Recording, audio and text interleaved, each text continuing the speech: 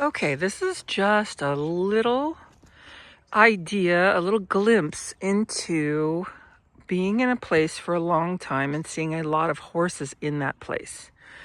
I have turned out 2 horses to turnout time, and 2 horses are waiting. Their turnout time comes later, and you can see how they're behaving.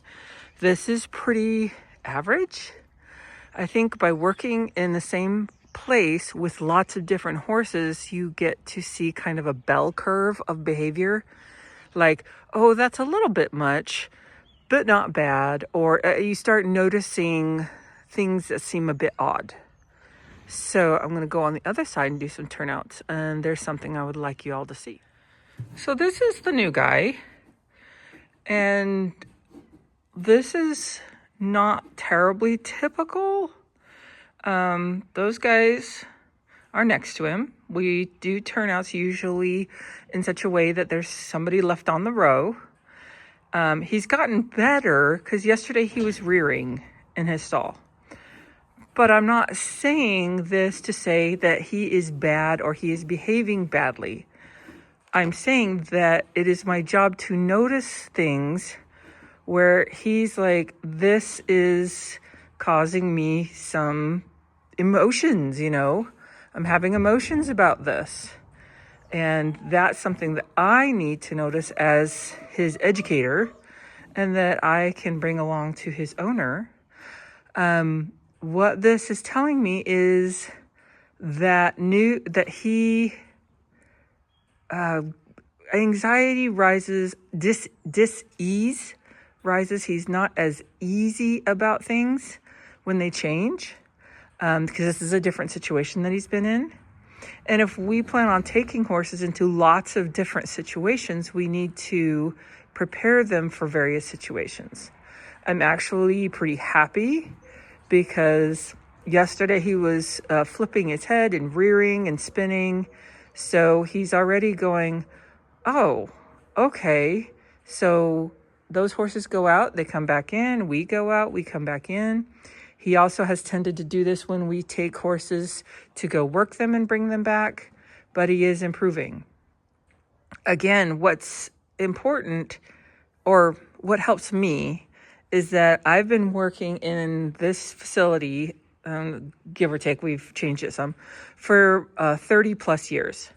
And I've had a lot of horses come in and out into having some education, and noticing little differences helps me to be able to parse out maybe what that horse might need in their program and what they might be struggling with.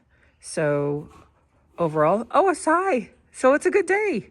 He's starting to figure out that this is kind of the way it goes. Horses come and horses go, and that's okay. That's what we want him to understand. Good boy. Okay, so the behaviors come up a little bit. I turned out his next door neighbor, but his neighbor down there, who's also waiting for his turnout time, is not quite this upset. Oh, he said, come on out, guys. And again, if all of the horses are upset, then that makes sense. If one of the horses is behaving much differently than the others, that's something worth observing. It doesn't mean he's bad or that we can even really interpret what he's saying. Besides, I really want to go out there with the other guys. I have a hard time being here by myself, although he's not by himself. He's got a horse over there. And so, if you have a case of one of these things is not like the other, just observe, because all of this is information. The horses are talking to us. I know, but you see your friend? He's not freaking out, but you are. So we don't have to make judgment calls, but taking the information taking their expression of how they're feeling is part of helping them become more comfortable in their surroundings.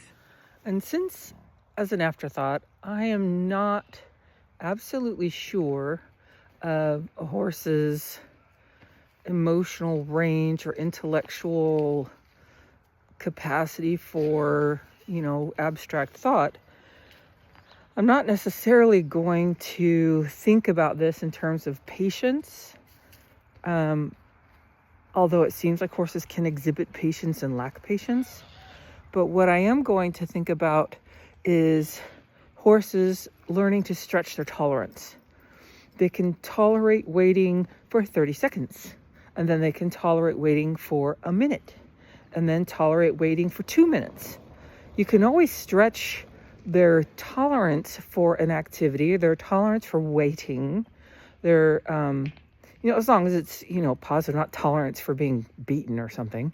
But yeah, so I think about it that way, and that way I don't slide into that idea of, why can't you be more patient? You should be patient. Instead, I switch my mind around to thinking, let me help you to tolerate these emotions, this response, this situation better, more deeply, a little longer, in stages, in steps.